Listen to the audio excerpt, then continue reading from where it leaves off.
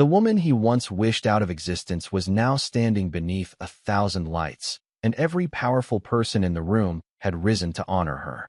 Ethan Whitmore did not move. For the first time in years, the billionaire who could silence boardrooms with a glance, who could turn failing companies into empires with one signature, who had built his name across New York, Chicago, and Los Angeles like a monument of steel, stood completely still in the center of a crowded Atlanta ballroom, unable to breathe past the name glowing on the giant screen above the stage, Naomi Bennett. The applause rolled through the grand hall like summer thunder, warm, endless, and deserved. Crystal chandeliers scattered gold across white linen tables. Champagne glasses caught the light. Women in silk gowns dabbed at their eyes as Naomi accepted the Humanitarian Leadership Award for her work with the Bennett House, a shelter and care center for expectant mothers with nowhere else to go. She wore an ivory dress that moved softly when she turned, simple enough to be graceful, elegant enough to command the room. Her deep brown skin seemed to hold the light instead of reflect it, radiant in a way Ethan remembered and feared remembering. 5 years had passed since he had last seen her. 5 years since the night he had spoken words no husband should ever speak, words so cold they had turned their penthouse into a tomb. My pregnant wife's presence irritates me. I wish she'd vanish forever. Back then, he had said it with the arrogance of a man too surrounded by wealth to recognize what was sacred. He had watched her go quiet, watched her hand move slowly to the small curve of her stomach, watched something in her eyes close without making a sound. The next morning, she was gone. No dramatic letter. No demand for money. No scandal for the press to devour. Just an empty closet, a wedding ring resting on the marble counter, and a silence so complete that even his fortune could not fill it. For years, Ethan told himself she had chosen pride over marriage.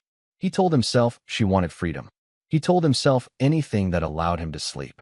But standing in that ballroom, watching Naomi speak, with calm strength about women who had been abandoned, judged, dismissed, and still learned to rise, he felt every lie he had built inside himself begin to crack.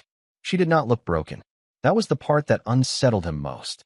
She looked whole, not untouched by pain. No, pain had refined her. It had sharpened her into something quieter and stronger than beauty.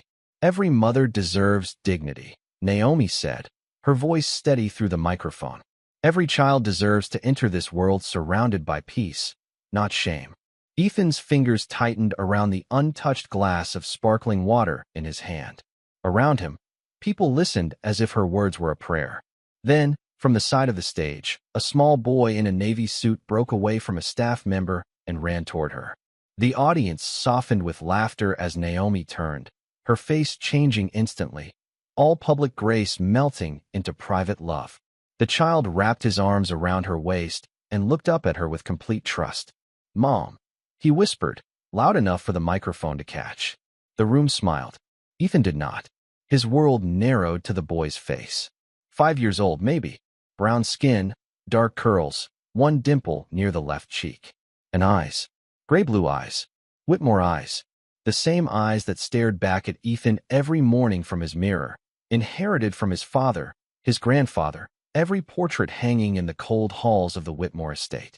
Naomi placed one protective hand on the boy's shoulder. For the first time that night, her gaze moved across the ballroom and found Ethan.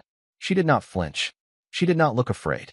She simply held his stare with the quiet dignity of a woman who had survived the worst thing he could give her and had built something holy from the ashes.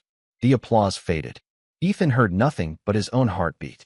He had once wished his pregnant wife would vanish forever. Now she stood before him, honored, beloved, untouchable, with a child who looked like his living regret. Ethan Whitmore had spent his entire adult life training his face to reveal nothing, but in that Atlanta ballroom, control slipped from him one quiet inch at a time. The boy stood beside Naomi with one small hand tucked into hers, looking out at the audience with the innocent confidence of a child who had never been taught to fear a room full of strangers. He was not tall, not yet, barely reaching Naomi's waist, but there was something in the way he lifted his chin that made Ethan feel as if the past had stepped onto the stage wearing a navy suit and polished little shoes. Naomi bent toward him, whispered something near his ear, and the boy smiled. That smile struck Ethan harder than the eyes. It was not his smile. It was hers.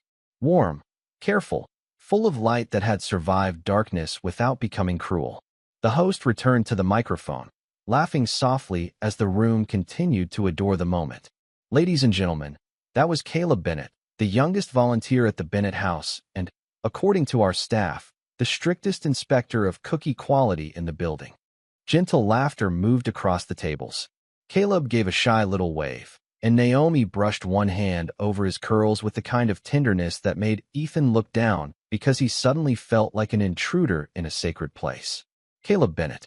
The name settled in Ethan's chest with unbearable weight. Bennett, not Whitmore. Of course, Naomi had given the child her name, her protection, her world. She had not allowed Ethan's family name, with all its banks, towers, portraits, and frozen traditions, to touch the boy. For a moment, Ethan tried to reason with himself. 5 years could mean many things. Gray blue eyes could belong to someone else. A child could resemble a stranger by coincidence. But then Caleb turned his head slightly, his small fingers moving to adjust the cuff of his jacket with the same unconscious gesture Ethan made before every shareholder meeting. Ethan had done that exact motion since he was 12 years old, a nervous habit his mother used to correct in church, at dinners, in photographs. He felt the glass in his hand tilt and forced himself to set it on a passing tray before it slipped. Across the ballroom, Naomi guided Caleb off the stage. People stood to greet her, to thank her, to touch her arm with reverence. She accepted every word with grace, but she never searched for Ethan again. That hurt more than if she had hated him openly. Hatred would have meant a thread still connected them. Her calm suggested the thread had burned years ago. Mr. Whitmore? A man beside him spoke, but Ethan barely heard him. Beautiful program, is it not? Your foundation made a wise choice partnering with Bennett House. Mrs. Bennett is remarkable. Mrs. Bennett. Ethan turned his head slowly. Mrs. The man nodded, unaware that he had opened a wound with one harmless syllable. I believe that is how everyone addresses her out of respect. I have never heard anyone mention a husband. She built the organization herself. Started from almost nothing, from what people say. A clinic room, a few donated cribs, and a rented house on the edge of Savannah. Now look at this. Ethan looked. The room was full of donors, physicians, business leaders, church volunteers, social workers, women who had come through the Bennett house and returned with children on their hips and gratitude in their eyes. Naomi had not merely survived. She had created a refuge from the very kind of abandonment he had handed her. A photographer stepped close to the stage and asked for another picture. Caleb stood beside his mother, lifting the award with both hands as if it were a trophy from a school fair. Naomi laughed, the sound soft but real. Ethan remembered trying to make her laugh in the early days of their marriage, before the penthouse grew silent, before his mother began inviting Claire Harrington to every family event, before he allowed polished cruelty to pass as good advice. He remembered Naomi barefoot in the kitchen at 2 a.m, making chamomile tea because he could not sleep after a failed merger. He remembered her sitting through charity dinners where no one asked about her work, only about her background, her manners, her place in his world. He remembered doing nothing. That was the memory that turned his shame cold. Not one mistake. Not one argument. 1,000 silences. When the program ended, guests began moving toward the reception hall where dessert and coffee waited beneath a ceiling draped in white fabric and gold lights. Ethan moved with them, without deciding to. His eyes followed Naomi as she knelt near Caleb to fix his crooked bow tie. Caleb said something that made her shake her head with mock seriousness. Then he looked past her shoulder and saw Ethan. For one suspended second, the boy stared at him with open curiosity. No fear, no recognition. Just a child noticing a stranger who somehow looked familiar. Ethan's breath caught. Naomi sensed the change before turning. Slowly, she rose to her feet, placing herself between Ethan and the boy without making the gesture obvious. Her face remained composed, but her hand rested lightly on Caleb's shoulder, steady and protective. Ethan stopped several feet away, close enough to see the fine silver bracelet on her wrist, close enough to see that she no longer wore his ring, close enough to understand that wealth had never made him powerful enough to undo time. Naomi, he said, and her name left his mouth like a confession. She held his gaze, calm as morning after a storm. Mr. Whitmore, she replied. Not Ethan, not husband, not even old friend. Caleb looked up at her, then back at him. Mom, do we know him? The question was small, innocent, devastating. Naomi did not look away from Ethan as she answered. Not yet, sweetheart. And in those 2 words, Ethan heard the door to his past open just enough to show him everything he had lost. 5 years earlier, the Whitmore penthouse stood above Manhattan like a beautiful place where warmth had been quietly forbidden. 48 floors below, Park Avenue moved in ribbons of headlights and late evening rain. But inside the glass walls, everything was polished, expensive, and still. The marble floors reflected the city lights without holding any of their life. The white orchids on the dining table were changed twice a week by a florist Naomi had never met. The silver frames along the hallway held photographs chosen by Ethan's mother, not memories chosen by love. Even the grand piano near the windows looked untouched, as if music itself had learned not to disturb the silence. Naomi Bennett Whitmore stood in the kitchen with one hand resting gently against the small curve beneath her cream sweater, listening to the soft simmer of rosemary chicken in the oven and the steady ticking of the clock above the wine cabinet. She had spent all afternoon preparing dinner, not because the Whitmores needed anything prepared by hand, but because she remembered when Ethan used to say her cooking made the penthouse feel like a home instead of a hotel suite. On the counter beside 2 plates sat a small navy velvet box. It did not hold jewelry. It held the first ultrasound picture, folded carefully inside a note written in Naomi's neat handwriting. You are going to be a father. She had rewritten the note 3 times, trying to make the sentence feel light, joyful, safe. The first version had sounded too hopeful. The second had sounded too afraid. The third was simple enough to survive whatever expression crossed Ethan's face when he opened it. She wanted to believe he would smile. She needed to believe it. For weeks, their marriage had been thinning around the edges. Ethan came home later, spoke less, answered more calls in other rooms. His mother, Vivian Whitmore, had begun visiting without warning, walking through the penthouse with pale gloves and sharper opinions, reminding Naomi in polished sentences that Whitmore men carried legacies, not complications. Claire Harrington had returned from London with charity connections, perfect blonde hair, and the kind of ease in wealthy rooms Naomi had never learned to fake. At family dinners, Claire knew which senator to greet, which vineyard to mention, which old-school nickname made Ethan's cousins laugh. Naomi knew how to listen. She knew how to notice when Ethan's shoulders tightened. She knew how to place a hand over his under the table when the conversation became cruel. But lately, he had been pulling his hand away. A soft chime sounded from Naomi's phone. A message from Dr. Melissa Grant glowed on the screen. Everything looks healthy. Rest when you can. Naomi touched the message with her thumb and felt tears rise, not from sadness, but from the fragile wonder of being trusted with a life no larger than a whisper. She looked again at the ultrasound picture in the velvet box. The tiny shape was not much to anyone else, perhaps just shadows and light, but to her it was a promise. A reason to keep breathing through rooms that made her feel invisible. The elevator doors opened at the far end of the penthouse. Naomi straightened, smoothing her sweater, gathering courage the way some women gathered pearls. Ethan stepped inside, tall, immaculate, and distant in a charcoal suit damp at the shoulders from the rain. His dark blonde hair was slightly disordered, a sign he had run his fingers through it in frustration. In one hand, he held his phone. In the other, his leather briefcase. He did not notice the candles. He did not notice the table. He did not notice the way Naomi's face softened simply because he was home. You are late, she said gently, not accusing, only trying to begin somewhere ordinary.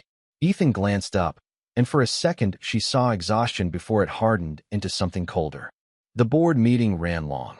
He placed his briefcase near the sofa, then looked toward the dining table as if dinner were a problem he had no energy to solve. I thought we could eat together, Naomi said. There is something I want to tell you. His phone buzzed. He checked the screen. Naomi saw Claire's name before he turned it face down. The small act was quiet, but it moved through her like winter air under a door. Not tonight, Ethan said. I have had enough conversations for one day. Naomi touched the velvet box on the counter. This one matters. He exhaled, slow and impatient, and walked to the bar cart instead of toward her. The amber liquid he poured caught the city lights like a small trapped fire. Everything matters lately, Naomi. Every look, every dinner, every charity event, every little disappointment you carry around this place like I am supposed to repair it." She stared at him, the words landing softly at first because her heart refused to understand them quickly. "I am not asking you to repair me."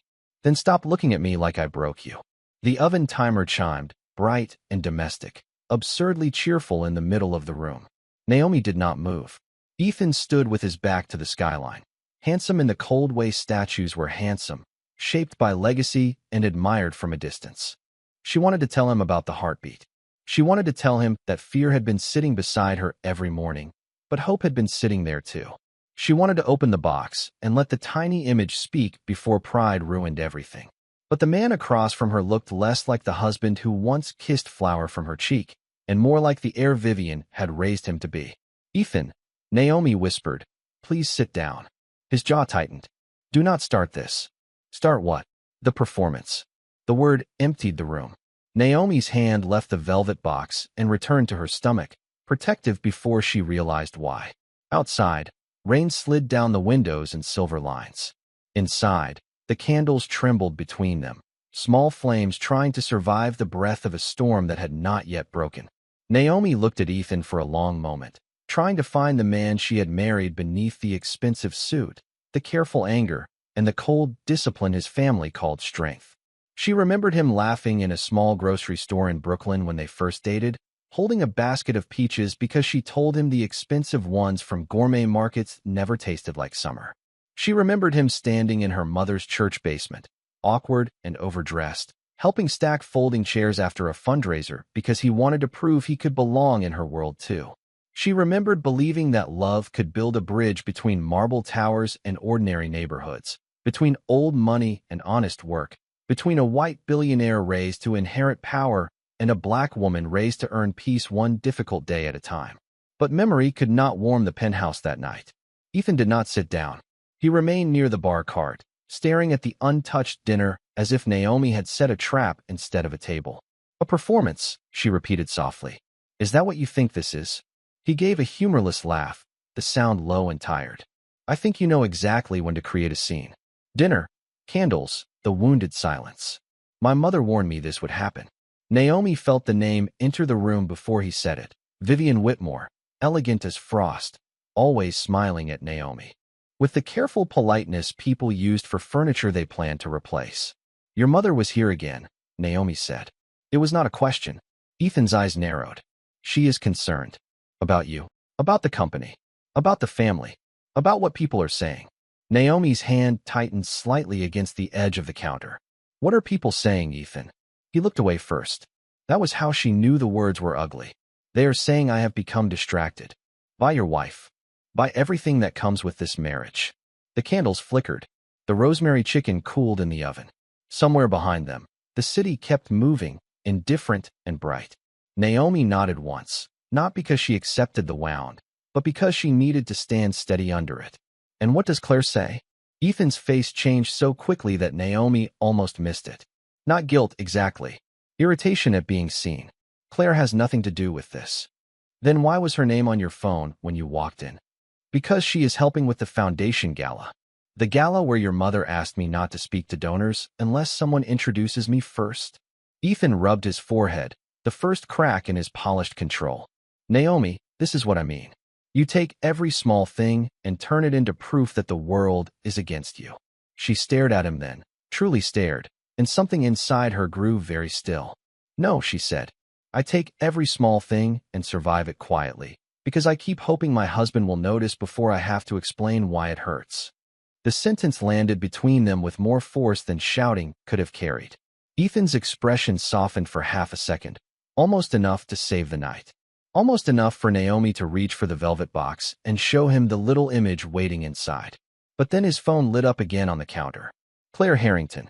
The glow touched his hand, his glass, the clean marble, and the moment disappeared. He turned the phone over without answering. "You should not be checking my calls." Naomi's lips parted, not in shock, but in a grief too quiet for sound. "That is what you heard." "I heard accusation." "Then listen harder." He looked at her, and for the first time that night, she saw fear beneath his anger. Not fear of losing her. Fear of losing control. Fear of his mother's disapproval, of boardroom whispers, of headlines that mentioned his marriage before his mergers. Ethan Whitmore had built towers across America, but he was still a son standing in the shadow of a woman who measured love by usefulness.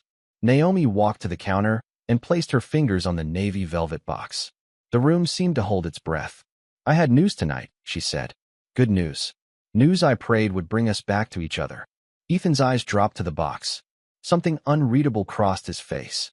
Suspicion came before tenderness, and Naomi saw it. She saw the thought form before he spoke. "Is this about money?" The question was so small, so unworthy of them, that for a moment she almost smiled from the disbelief of it. "Money. My mother said you might start asking for separate accounts. Legal protection. Guarantees."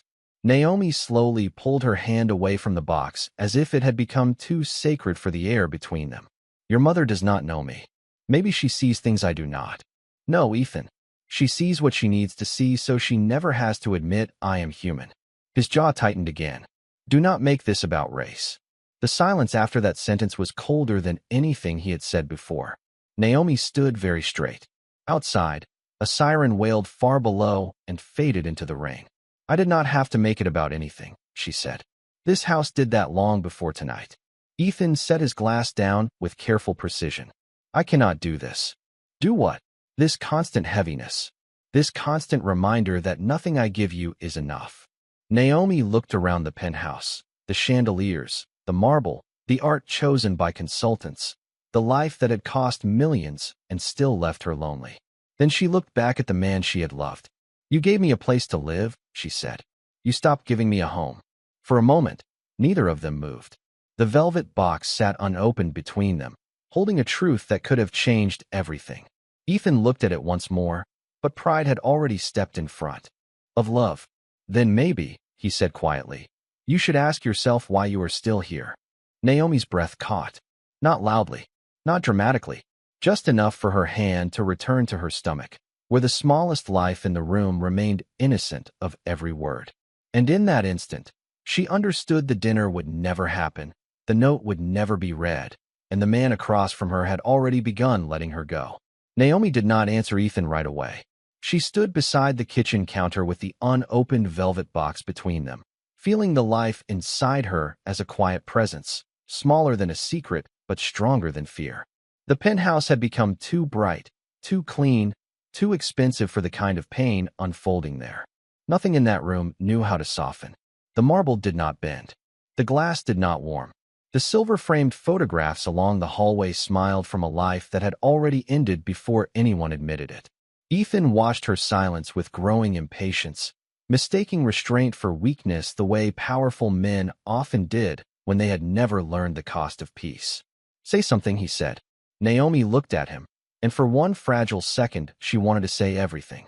She wanted to tell him about the appointment that morning, about the sound of a heartbeat filling a small exam room in Manhattan, about Dr. Melissa Grant smiling as she turned the monitor slightly and said, "There it is." She wanted to tell him she had walked home afterward instead of calling a car, one hand over her stomach, moving slowly past bakeries, flower stands, and school children in yellow raincoats, imagining what kind of father he might become if love found him before pride did. She wanted to tell him the baby was real, not a strategy, not a burden, not a problem whispered about over lunch by women like Vivian and Claire. Real. Sacred. Theirs. But Ethan's eyes were guarded, and Naomi understood that truth offered to a closed heart could become another wound. "I am tired," she said quietly.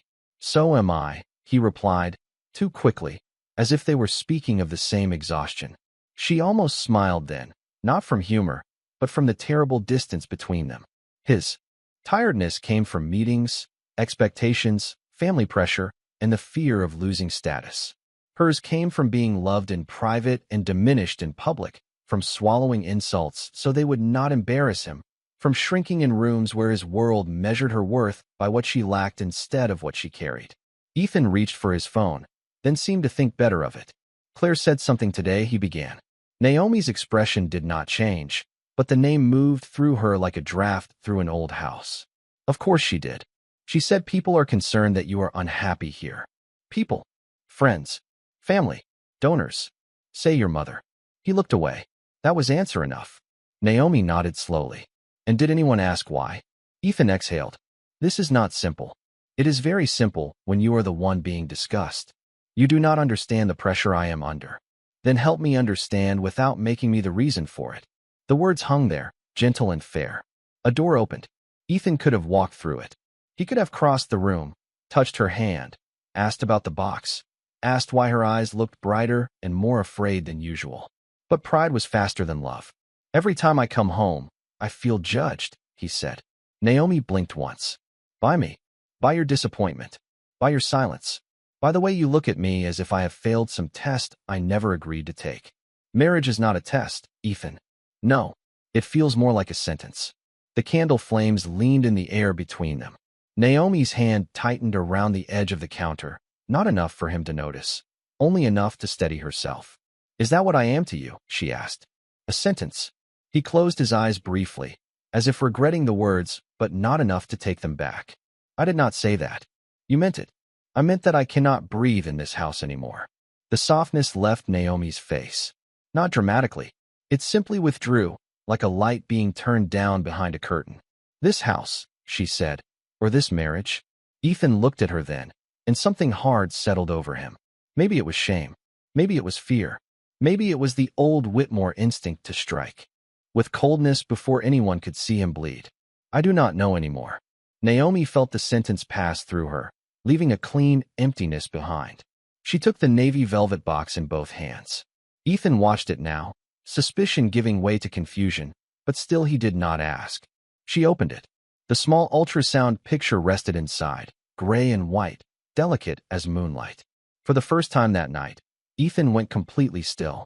His eyes moved from the image to her stomach, then back to the image, as if his mind needed permission to believe what his heart already knew. Naomi, he said, her name breaking at the edges. I was going to tell you at dinner, she said. Her voice remained calm, which made the moment more devastating. I thought maybe this child would remind us of who we were before everyone else entered the room. Ethan stepped forward, then stopped. How long have you known? Long enough to hope. He reached for the counter, his fingers resting near the box, but not touching it. The arrogance drained from his face, replaced by something almost young, almost frightened.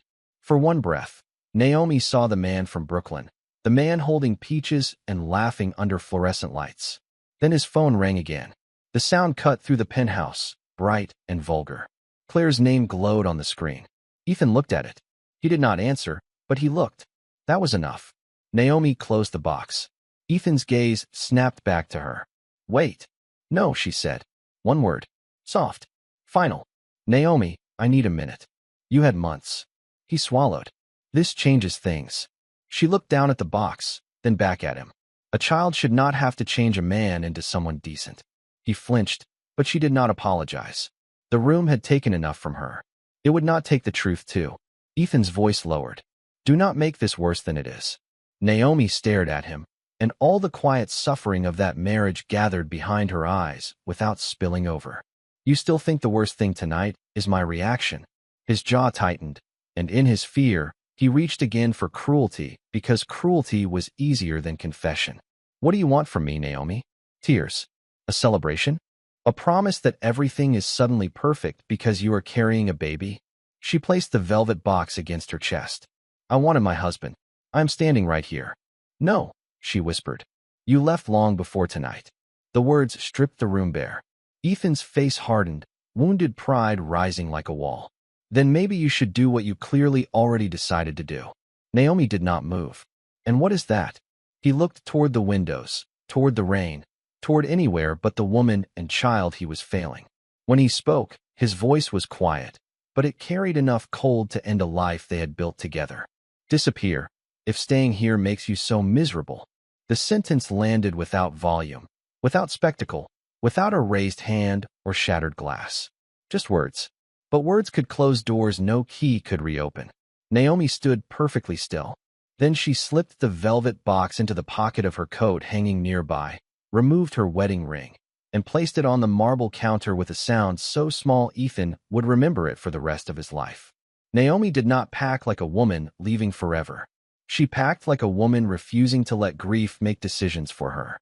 One small suitcase, 2 folded dresses, a pair of worn sneakers she had kept from her nursing school days, Her medical license, her passport, a few family photographs, and the navy velvet box with the ultrasound picture tucked safely inside.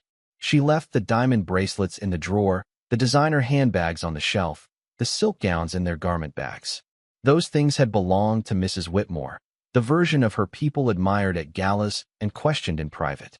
Naomi Bennett was the woman standing barefoot in the dressing room at midnight, choosing dignity over comfort with trembling hands and a calm face. Outside the bedroom windows, rain covered Manhattan in silver streaks. The city looked blurred and unreachable, as if the world itself had stepped back to give her privacy. Ethan remained in the kitchen for several minutes after she walked away.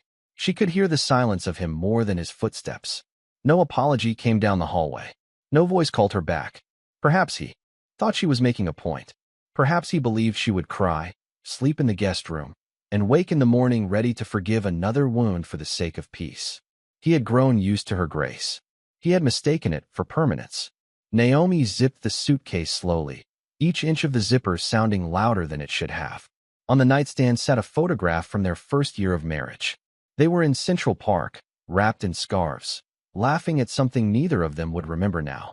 Ethan had his arm around her shoulders, his face open, young, unguarded.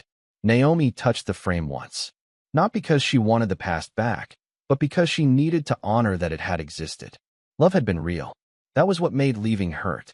She lifted the photograph, removed it from the frame, and folded it once before placing it inside her purse beside the ultrasound. Not proof of weakness. Proof that she had not imagined being loved. When she stepped into the hallway, Ethan stood near the living room windows with his back to her. The candles on the dining table had burned low. The dinner remained untouched. The wedding ring still rested on the marble counter between them, catching one small point of light. He turned when he heard the suitcase wheels. His expression changed, not enough to become regret, but enough to reveal surprise. "Where are you going?" he asked. Naomi almost laughed, but the sound never reached her mouth. "You told me to disappear. I was angry. You were honest." He took one step toward her. "Naomi, it is midnight. Then the streets will be quiet. Do not be dramatic." There it was again, the soft dismissal, the way he reduced her pain to theater so he would not have to face his part in it. Naomi stopped beside the elevator. "I am not being dramatic, Ethan. I am being obedient to the truth you finally gave me." His gaze dropped to the suitcase. "You cannot just leave." "I can. You are pregnant." The words sounded strange in his mouth, late and unearned. Naomi's hand moved gently to her stomach. "Now you remember." His face tightened. "That is not fair." "No," she said quietly. "It is not. None of this is fair. But fairness was never required for me to survive." The elevator doors opened with a soft chime. Warm light spilled across the floor, touching her shoes, the suitcase, the thin gold band she had left behind. Ethan looked from the elevator to her face, and for the first time that night, fear appeared without disguise. "Where will you go?" he asked. "Somewhere our child will never have to beg to be wanted." The sentence struck him still. Naomi saw it. She also saw how pride kept his feet rooted to the marble. He could have crossed the space. He could have said her name with humility instead of possession. He could have asked how to make the room safe again. But he only stood there, a man surrounded by everything money could buy and missing the one thing that would have cost him nothing. Naomi stepped into the elevator. Ethan moved then, too late, one hand lifting as if he might stop the doors by will alone. "Naomi." She looked at him through the narrowing space.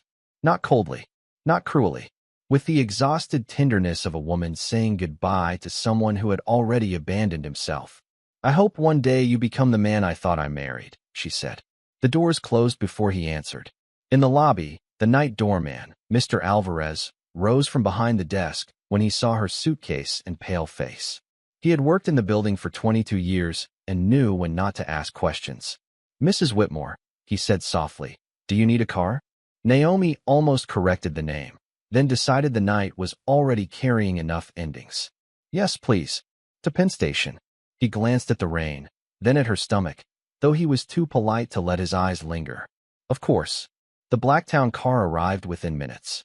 Manhattan smelled of wet pavement and exhaust, of late coffee carts and rain-soaked flowers from the corner stand. Naomi settled into the back seat, holding her purse against her chest. As the building disappeared behind her, she did not look back. Not once. At Penn Station, she bought a ticket south with cash from an old emergency envelope her mother had once insisted she keep. The first train leaving before dawn could take her as far as Savannah, Georgia, a city of moss-draped oaks, old porches, and a quiet clinic where Dr. Melissa Grant had once offered her a job before marriage redirected her life. Naomi sat by the window as the train pulled away from New York. The skyline faded into gray morning. Her phone buzzed 3 times. Ethan, Ethan, Ethan. She turned it off. Then she opened the velvet box, touched the edge of the ultrasound picture, and whispered to the tiny life inside her. You are not unwanted. You are not a burden. You are not the mistake of someone else's fear. You are mine, and I choose you. Outside, the city vanished behind rain and distance. Inside, Naomi Bennett began again. The train carried Naomi into Georgia beneath a morning sky washed clean by rain. And by the time Savannah appeared beyond the window, soft with oak trees and hanging Spanish moss, she felt as if she had traveled more than 900 miles from New York. She had crossed out of one life and into another. Dr. Melissa Grant met her at the station in a navy cardigan and sensible shoes, her silver-streaked curls pulled back, her face kind in the way that made questions feel unnecessary. Years earlier, before Naomi became Mrs. Whitmore, Melissa had supervised her at a women's clinic during a summer fellowship. She had remembered Naomi as the young nurse who stayed late without being asked, who memorized patients' children's names, who could turn a frightening appointment into something bearable just by lowering her voice. When Naomi called from a pay phone during a brief stop in Richmond, Melissa did not ask for details. She only said, "Come here. We will figure out the next right thing." The next right thing became a small upstairs apartment above a closed bookstore on Whitaker Street, with uneven wooden floors, pale yellow walls, and windows that opened to the smell of rain, gardenias, and old brick warmed by the sun. It was not grand. The bathroom sink dripped. The refrigerator hummed too loudly at night. The bedroom closet could barely hold her 2 dresses and 1 winter coat. But every corner belonged to peace. No one entered without knocking. No one measured her worth against a family name. No one looked at her stomach as if it were a problem, requiring a board meeting. During the day, Naomi helped at Melissa's community clinic, filing patient records, answering phones, translating medical language into comfort, and sitting with young mothers who arrived frightened and left breathing easier. She did not tell them she had once lived in a penthouse above Manhattan. She did not tell them her husband's name could open doors from Wall Street to Washington. She became simply Naomi Bennett again, a woman with gentle hands, tired eyes, and a growing belly she touched whenever the world felt uncertain. At night, she wrote letters to her unborn child in a blue notebook. My sweet baby, today you heard church bells from the square. My sweet baby, today someone brought us peach cobbler and said every child born in Georgia deserves to know what summer tastes like. My sweet baby, I do not know everything about the future, but I know you will never have to wonder whether I wanted you. Ethan called for the first 3 weeks, then less often, then not at all. At first, each silent day felt like another door closing. Later, it felt like space opening. Naomi kept her phone in a drawer most evenings and learned the music of ordinary life. Rain on the fire escape, neighbors laughing downstairs, the clinic printer, the soft hush of her own breathing when the baby moved beneath her hand. She was 32 weeks along when the summer storm came. It arrived in the late afternoon, turning the sky green-gray and sending sheets of rain against the clinic windows. Melissa drove her to Memorial Health in a borrowed sedan that smelled faintly of peppermint and antiseptic. You are doing beautifully, Melissa said, her voice calm as they moved through the hospital entrance under bright white lights. Naomi nodded, though her hands trembled around the small, overnight bag in her lap. Not from danger, not from despair, from the enormous doorway opening inside her life. Nurses moved gently around her. Monitors glowed softly. A young resident introduced herself with a smile. Everything was clean, careful, and safe. Naomi focused on Melissa's hand around hers, on the rhythm of encouragement, on the rain tapping the window like 1,000 tiny prayers. Hours passed in fragments of light and breath. She thought once of Ethan, not with longing, but with a quiet sadness that he had chosen absence from a miracle that would never happen this way again. Then the room changed. A cry rose into the white light, small and strong, and Naomi's entire world rearranged itself around the sound. "It is a boy," Melissa whispered, her own eyes shining. The nurse placed the baby against Naomi's chest, warm and wrapped in a soft hospital blanket with blue and pink stripes. Naomi looked down and forgot every room that had ever made her feel unwanted. His face was wrinkled and perfect. His tiny mouth opened as if searching for a promise. His fingers curled against her skin with astonishing trust. "Hello, Caleb," Naomi whispered, the name coming to her as naturally as breath. "I am your mother." The baby stilled at her voice. Then he opened his eyes. Gray-blue, clear as winter morning. Whitmore eyes and a Bennett child's face. For 1 second, grief touched the edge of the bed, quiet and familiar. Naomi let it come. Then she let it pass. She bent her head and kissed Caleb's forehead, breathing in the clean, new scent of him. "You are not the shadow of what I lost," she whispered. "You are the light that found me after." Outside, the storm moved east over the dark Georgia coast. Inside, beneath the steady glow of hospital lights, Naomi Bennett held her son and understood that she had not disappeared. She had been carried, through rain and distance and heartbreak, to the first true morning of her life. 5 years did not pass all at once. They passed in bottles warmed at 2 in the morning, in tiny socks disappearing from laundry baskets, in lullabies hummed through exhaustion, in rent checks written carefully at the kitchen table, in clinic shifts that began before sunrise and ended after the streetlights came on. Naomi learned to live by seasons instead of by fear. Caleb's first winter brought a blue knitted hat from Dr. Melissa Grant and a space heater that rattled loudly beside the crib.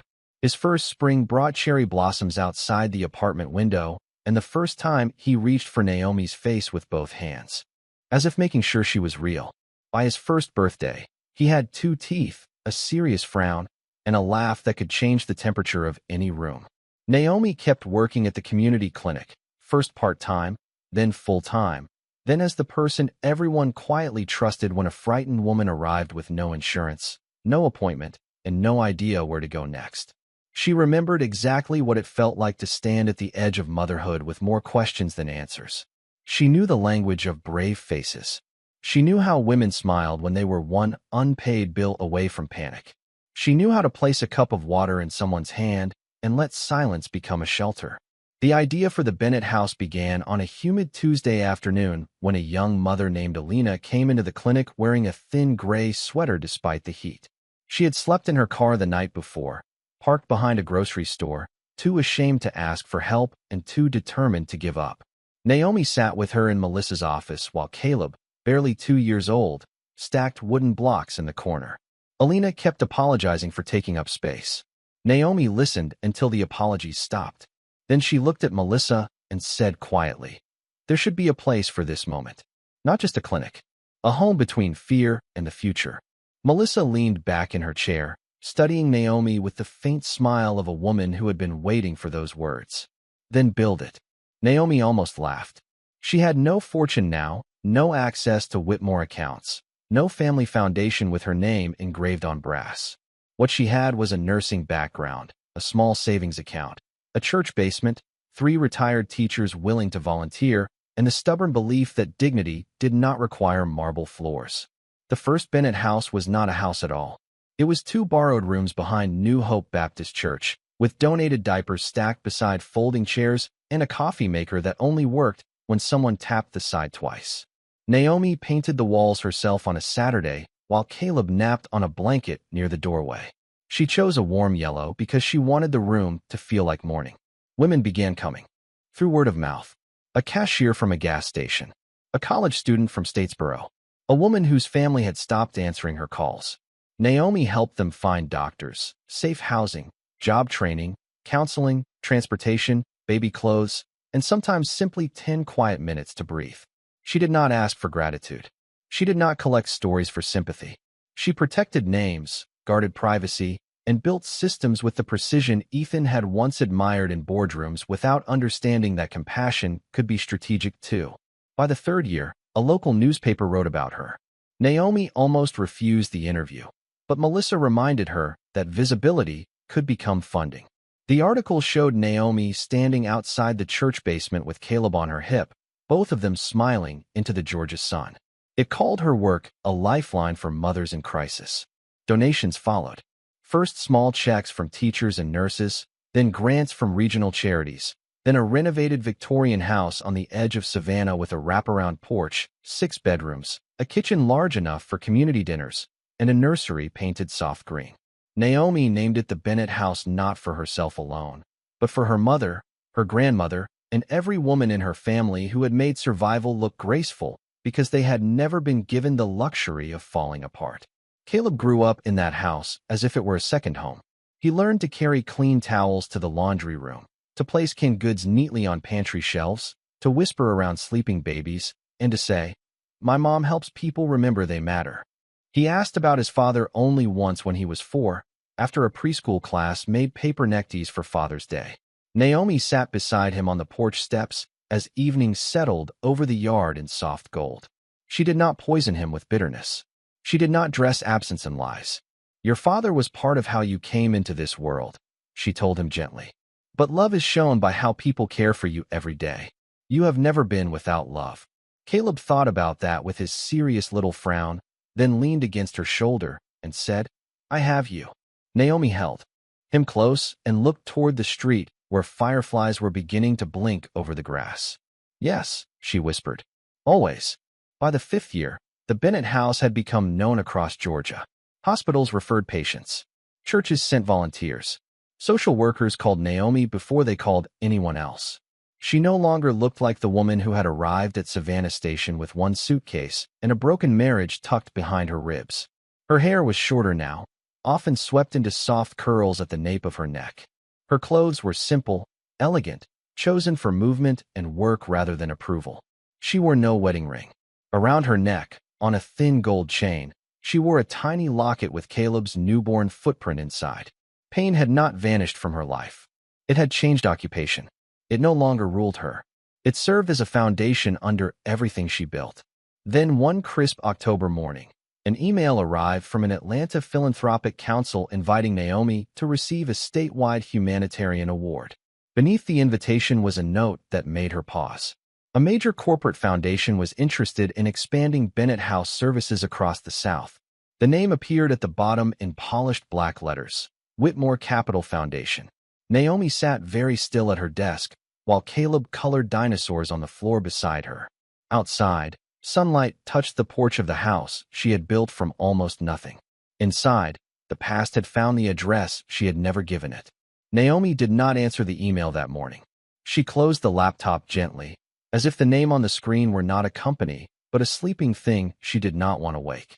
Caleb sat on the rug beside her desk, coloring a stegosaurus purple because, as he explained with great seriousness, regular green dinosaurs never look happy enough. Sunlight poured through the tall windows of the Bennett house, touching the donated rocking chairs, the bulletin board of appointment reminders, the shelves of neatly folded baby blankets. And for a moment Naomi let herself breathe inside the life she had made. This house was real. The women laughing softly in the kitchen were real. The newborn asleep upstairs while his mother met with a counselor was real. Caleb's small hand smudged with crayon was real. Ethan Whitmore was a name from another climate, another language, another version of Naomi who had once stood in marble rooms and waited to be chosen. Still, by noon, the email had been forwarded twice. By 2 o'clock, Melissa stood in Naomi's office holding 2 cups of coffee and wearing the expression of someone who had already decided not to pretend. "You saw it," Melissa said. Naomi accepted the cup. "I saw it. And the foundation has dozens of directors. It might not involve him." Melissa tilted her head. Naomi smiled faintly, because they both knew that was hope dressed as logic. Whitmore Capital never placed its name on anything Ethan had not approved. Naomi turned her chair toward the window. Outside, 2 volunteers unloaded boxes of diapers from a church van. Caleb was helping by carrying one small package at a time, proud as a foreman, his navy backpack bouncing against his shoulders. The grant could fund 3 new residential rooms, Naomi said. A mobile clinic, transportation vouchers, legal support. It could, Melissa agreed. But money with a history still has a smell. Naomi looked down at her coffee, watching the thin ribbon of steam rise and disappear. "I will not let my pride cost women help." This is not pride. Melissa's voice softened. This is the place where he hurt you becoming the place he wants to enter. Naomi did not answer. She had spent 5 years refusing to make Ethan the center of her story. Not in anger, not in grief, not even in memory. She had trained herself to speak of the past as weather. Something that came, something that passed, something that changed the landscape but did not own it. Yet the Whitmore name on that email had opened a door inside her that still knew the sound of his footsteps on marble, still remembered the pause before a sentence that ended a marriage, still remembered a wedding ring touching stone with a tiny sound no one else heard. 2 weeks later, the Philanthropic Council called again, then a hospital board member, then a state senator Naomi respected. The awards ceremony in Atlanta was already arranged, but the corporate partnership had become the evening's quiet centerpiece. No obligation, they said. Only conversation. Naomi knew conversations were where powerful people made cages sound like opportunities. She agreed to attend on one condition. Bennett House would keep full operational independence, and no donor would be allowed to use the women's stories for publicity. The council accepted immediately. Powerful money was not used to being told yes with boundaries. On the afternoon they drove to Atlanta. Caleb wore a navy suit Melissa had bought him for the ceremony, though he complained that the collar felt too serious. Naomi wore the ivory dress because it was simple, because it belonged to no memory of Ethan, and because when she looked in the mirror she saw neither a runaway wife nor a woman returning to be judged. She saw the founder of Bennett House. She saw Caleb's mother. She saw Naomi Bennett. The ballroom at the Atlanta hotel shimmered with chandeliers and white roses, elegant but softer than the cold rooms of New York. People greeted Naomi with warmth, not curiosity. They spoke of referrals, grants, patient outcomes, mothers reunited with stability, babies born into safety instead of fear. Naomi answered with calm clarity, her voice carrying the quiet authority of someone who had built every sentence from work. Caleb stayed close at first, then relaxed when a volunteer brought him sparkling apple cider in a flute and told him it was the official drink of important young gentlemen. Naomi was speaking with the director of a children's hospital when the atmosphere shifted. It was subtle, the way a room changes when wealth enters wearing confidence. Conversations paused, then resumed slightly lower. Heads turned. A man near the entrance stepped aside. Ethan Whitmore walked in with 2 foundation executives behind him, dressed in a black tuxedo cut with the precision of old money and private tailors. He looked older than memory, not by much, but enough. The sharpness remained, the height, the controlled posture, the pale eyes that had once made board members straighten and reporters lean forward. But something in him seemed quieter now, as if success had continued polishing the outside, while something unfinished lived beneath the surface. Naomi saw him before he saw her. The old part of her body remembered first, a brief tightening in her chest, a change in breath, a warning from the woman she had been. Then Caleb laughed beside her, tipping his glass too far and nearly spilling apple cider on his sleeve, and Naomi returned fully to herself. Ethan scanned the ballroom with the practiced attention of a man locating influence, donors, exits, obligations. Then his gaze reached the front of the room and stopped. Naomi felt the moment land across the distance. Recognition moved over his face, controlled too late. His foundation director leaned close, likely explaining who she was, why she mattered, what Bennett House had accomplished. Ethan did not look at the director. He looked only at her. Naomi lifted her chin by a fraction, not in challenge, not in welcome, but in truth. She had not come to his world this time. He had walked into hers.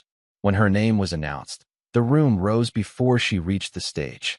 Applause filled the ballroom, full and generous. Naomi walked beneath the lights with steady steps, accepting the award not as decoration but as evidence.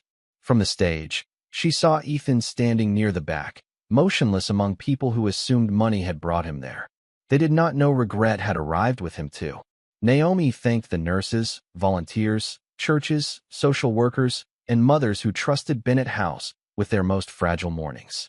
She thanked Melissa. She thanked Caleb, her daily reminder that love was not proven by blood alone, but by presence. And then, just as she stepped back from the microphone, Caleb slipped away from Melissa and ran onto the stage, unable to wait for the official ending. The audience laughed softly. Naomi turned, smiling despite herself, and opened one arm.